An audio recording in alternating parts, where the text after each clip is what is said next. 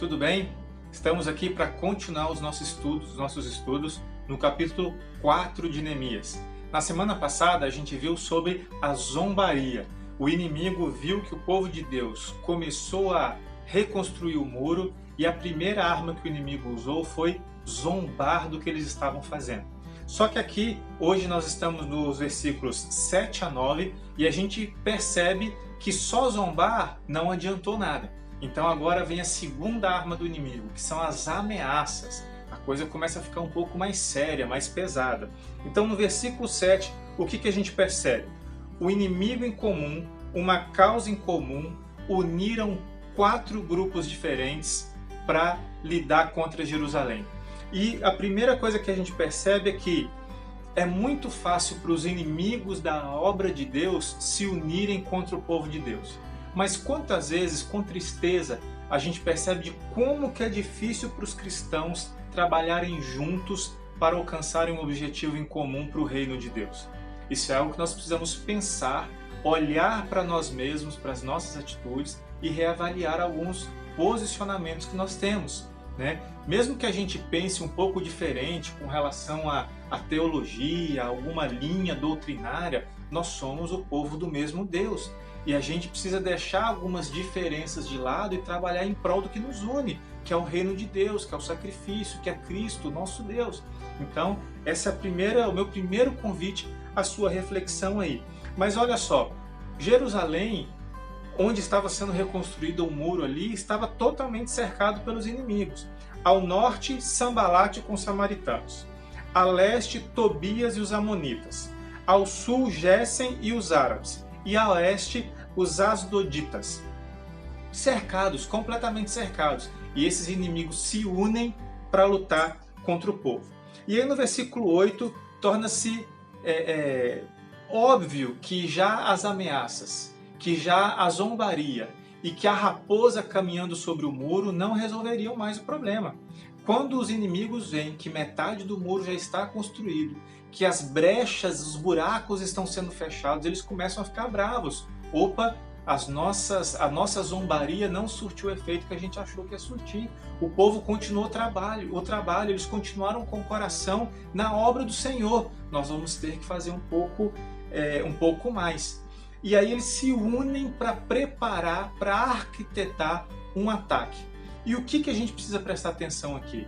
Não poderia ser um ataque aberto. Por quê? Lembra que o rei deu uma carta para Neemias autorizando a reconstrução dos muros? Se eles atacassem diretamente, eles iam estar declarando guerra contra o rei. Então precisava ser algo velado, precisava ser algo como se aconteceu um acidente, um pedaço do muro caiu. Precisava ser algo como se fosse uns ladrões invadindo a cidade de madrugada. Precisava ser algo por debaixo dos panos. E é isso que eles começam a arquitetar. E aí o que a gente percebe? De alguma forma, eu não posso te dizer exatamente qual que é aqui, Deus revelou para Neemias, alguém escutou e confidenciou isso para Neemias.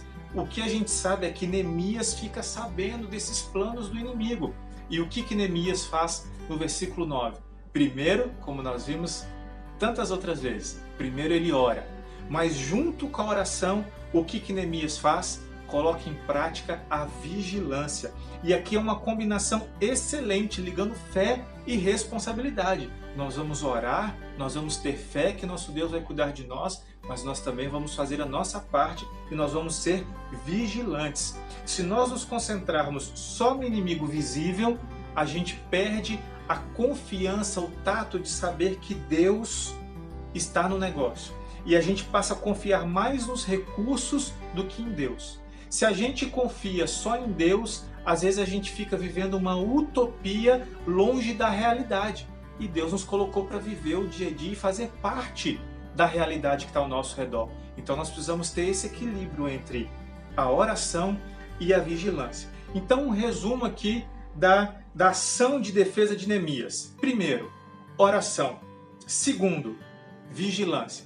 Terceiro, encorajamento. E o quarto, armas. Deixou o povo realmente preparado para se algo acontecesse. Ele observa que, em primeiro lugar, as defesas espirituais e morais devem ser levantadas, mas não podem ser negligenciadas. as defesas materiais. Eu não sei pelo que você está passando, o que você tem vivido e como que essa palavra pode impactar a sua vida, mas eu quero que você pense nisso. Como que você pode equilibrar, como que você pode trazer uma combinação entre oração e vigilância, fé e responsabilidade, o mundo espiritual e o mundo físico real do dia a dia que você vive. Como que você pode equilibrar essas duas coisas? E assim, como que nós podemos ser luz diante das trevas que estão ao nosso redor de forma real, prática e palpável para aquelas pessoas que precisam conhecer a Cristo, que vivem na escuridão e precisam enxergar a luz que ilumina a nossa vida e o nosso caminho, que é o Espírito de Deus e que é Jesus Cristo vivendo em nós. Eu espero que você esteja sendo abençoado, que essas palavras estejam te ajudando semanalmente a vencer os desafios e estar mais perto de Deus.